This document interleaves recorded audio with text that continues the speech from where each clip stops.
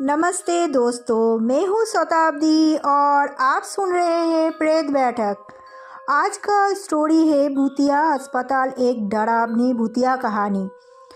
भूतों की कहानियाँ कल्पना के आधार पर लिखी जाती है, लेकिन कल्पना भी कुछ वास्तविकता से अभिप्रेरित होती है।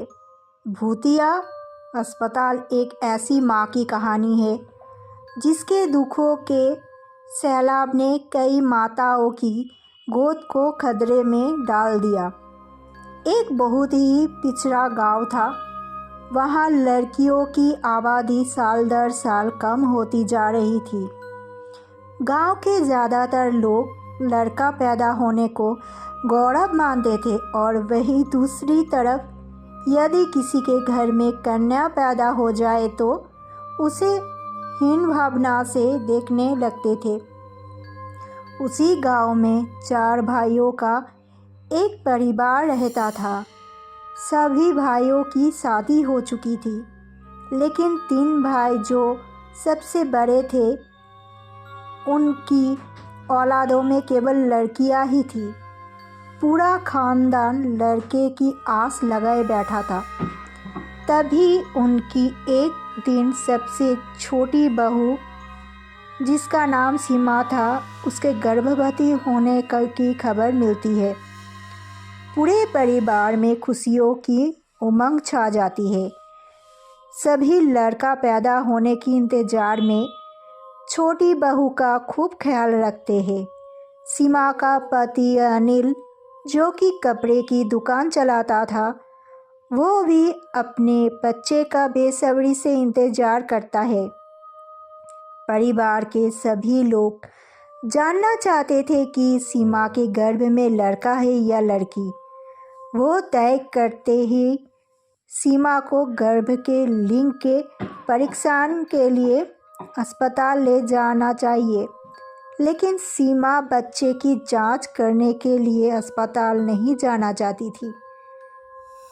दरअसल सीमा पहली बार माँ बन रही थी और उसके लिए लड़का या लड़की दोनों ही अनमोल थे। उसे लग रहा था कि यदि उसके गर्भ में लड़की हुई तो परिवार के सभी लोग उससे नफरत करने लगेंगे और वो किसी को नाराज़ नहीं करना चाहती। लेकिन अनिल सीमा को अस्पताल ले जाने के लिए मना लेता है। वो उसे विश्वास दिलाता है कि मुझे कोई फ़र्क नहीं पड़ता कि तुम लड़के को जन्म दो या लड़की को, बस मुझे पिता बनना है। सीमा अनिल के साथ अस्पताल पहुंच जाती है। अस्पताल में अनिल का एक दोस्त कंपाउंडर था और इस वजह से लिंग परीक्षण का काम जल्दी हो जाता है। परीक्षण की रिपोर्ट में सीमा के गर्भ में लड़की होने की पुष्टि होती है। परिवार को जैसे ही पता चलता है कि सीमा लड़की को जन्म देने वाली है, परिवार में मातम छा जाता है। पूरा परिवार मिलकर अनिल को समझाता है कि ये लड़की हमें नहीं चाहिए।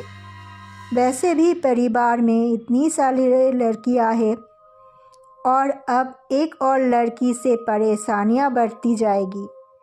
अनिल अपने भाइयों की बात में आ जाता है और सीमा को गर्भपात करने के लिए मनाने की कोशिश करता है, लेकिन सीमा अनिल को गुस्से से चिड़चिड़ाते हुए कहती है, तुम पागल हो, मैं किसी भी कीमत में अपनी बच्ची को नहीं मारने वाली।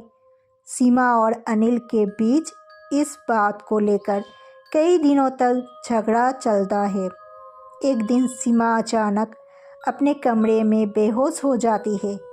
अनिल उसे उठाने की कोशिश करता है, लेकिन जब उसे होश नहीं आता तो वो उसे अस्पताल ले जाता है और इलाज करने वाले अपने दोस्त के साथ मिलकर सीमा का गर्भपात करवा देता है। और जैसे ही सीमा होश में आती है तो उसकी दुनिया उजड़ चुकी होती है।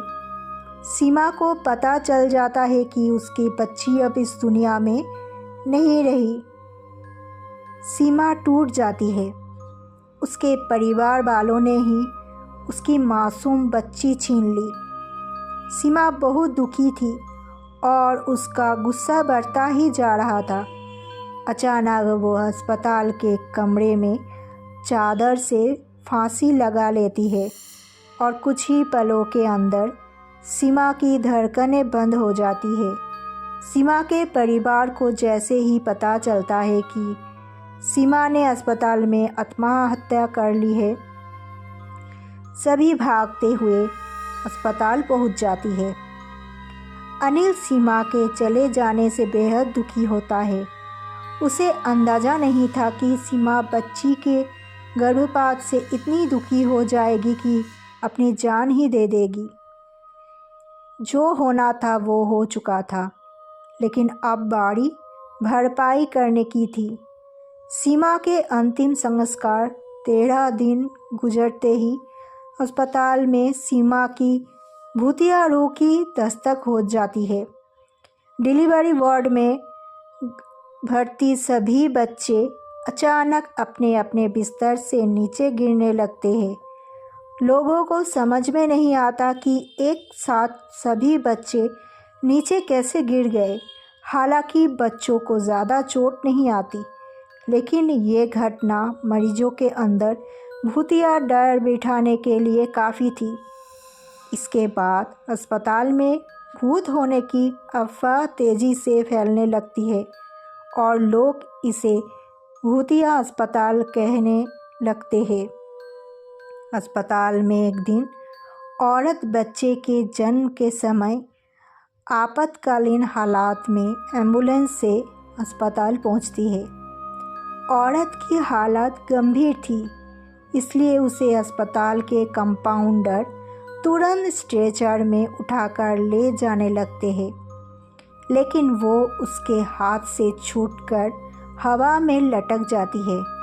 उसे ऊपर लटका देख वहाँ मौजूद सभी डर की वजह से इधर उधर भागने लगते हैं और कुछ ही समय में वो ऊपर से नीचे गिरते हैं और उसे सर में जोरदार चोट लग जाती है, जिससे उसकी जान चली जाती है। एक माँ सीमा के गुस्से की भेंट चढ़ चुकी थी।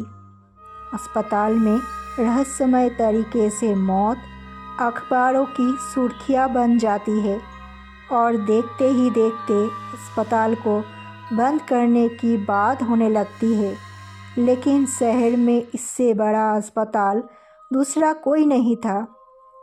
इस अस्पताल को शहर की जीवन रेखा कहा जाता था, लेकिन भूतिया अस्पताल अब केवल अफवाहों तक ही सीमित नहीं थी। इस बात को वास्तविक आधार मिल चुका था और अब लोगों को पूरा यकीन था कि अस्पताल में कोई ना कोई भूत तो ज़रूर है, क्योंकि कई हादसे निरंतर हो रहे थे। अस्पताल प्रबंधन मुद्दे को गंभीरता से लेते हुए अस्पताल में झाड़ फूक करने के लिए एक बहुत प्रतिष्ठित ओझा को बुलाते हैं। ओझा अस्पताल के कमरे में मंत्रों से सिद्ध किया हुआ नींबू रखकर सीमा की रूह का पता लगा लेता है। देखते ही देखते नींबू का कलर सुर्ख लाल हो जाता है। उस कमरे में मौजूद अस्पताल के कर्मचारी एक दूसरे का मुंह देखने लगते हैं। ओझा अस्पताल के कर्मचारियों से कहता है कि इस अस्पताल में एक दुखियारी माँ की आत्मा है, जिसके बच्चे का गर्भपात किया गया था। इसलिए वो इस अस्पताल में किसी को भी माँ नहीं बनने देना चाहती। अस्पताल प्रबंधन को सीमा के गर्भपात के बारे में कोई जानकारी नहीं थी, क्योंकि वो गर्भपात अनिल और उसके कंपाउंडर दोस्त ने गुप्त तरीके से किया था। सच्चाई का पता लगाने के लिए ओझा अपनी मंत्र शक्ति से सीमा की रूह को सबके सामने बुला लेता है। सीमा का भूतिया साया आते ही सभी चीखें इधर उधर बिखरने लगती है। टेबल कुर्सियाँ पलट जाते हैं और अचानक वो कंपाउंडर जिसने सीमा का गर्भपात किया था अजीब हरकतें करने लगता है। उसके स्वर बदल जाते हैं। ओझा तुरंत उसे बालों को पकड़कर वहीं बैठने को कहता है। दरअसल ओझा को पता चल चुका था कि सीमा की आत्मा कंपाउंडर के अंदर आ चुकी है। वो सीमा की रूह से पूछता है, बताओ किसने तुम्हारा गर्भपात किया था? हम उसे कानूनन सज़ा दिलवाएंगे, लेकिन तुम इन मासूम बच्चों की हत्या मत करो। तभी वो कंपाउंडर जिसके अंदर सीमा की रूह समाई हुई थी ज़ोर ज़ोर से अपना ही नाम लेकर चिल्लाता है, अजय और अनिल दोनों ने मेरी बच्ची की ज़िंदगी छीनी है, लेकिन उसके लिए मेरे ससुराल का पूरा परिवार भी जिम्मेदार है। जब तक इन सब को इनकी गुनाहों की सज़ा नहीं मिलेगी तब तक मैं इन अस्पताल में किसी को भी चैन से नहीं जीने दूंगी। अस्पताल प्रबंधन अपने उस कंपाउंडर का सारा बयान रिकॉर्ड कर रहा था और इसी रिकॉर्डिंग के दौरान वो कंपाउंडर एक कैंची लेकर अपने गले में घुसेड़ देता है और तुरंत ज़मीन पर गिरकर तड़पने लगता है। ओझा भूतिया आत्मा का इतना विकराल रूप देखकर कुछ पल के लिए सहम जाता है।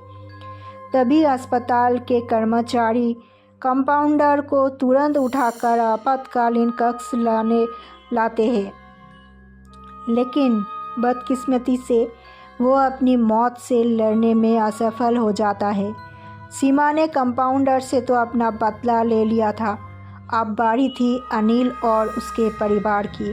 कंपाउंडर की हत्या से मामला पुलिस के संज्ञान में आता है और एक ही